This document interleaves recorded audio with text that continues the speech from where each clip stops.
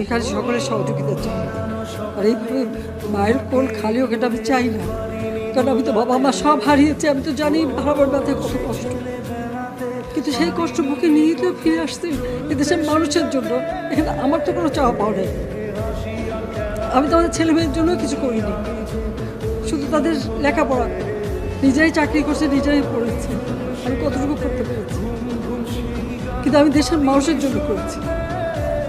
আজকে অন্তত মানুষের ভাত কাপড়ের ব্যবস্থা, চিকিৎসার ব্যবস্থা, তাদের কাজের সংস্থা সবই তো করে দিচ্ছে। যখন আমরা একটা উন্নয়নশীল মর্যাদা পেলাম, তখনই এই তাণ্ডব করে ঠিক যে জায়গাগুলি মানুষের সেবা করবে সেই জায়গাগুলিতেই আঘাত।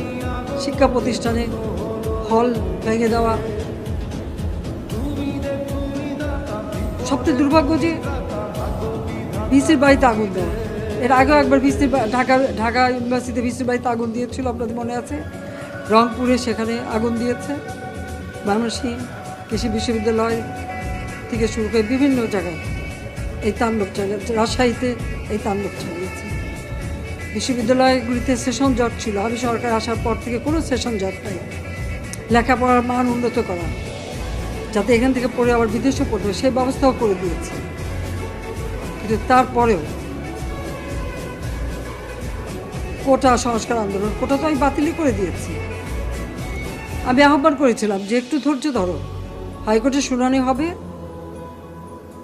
হাইকোর্ট যে রায় দেয় না, তারপরেও এই আন্দোলন হবে। আজকে এই যে এতগুলি মানুষের জীবনের ক্ষতি হলো, এতগুলি পরিবার ক্ষতি হলো,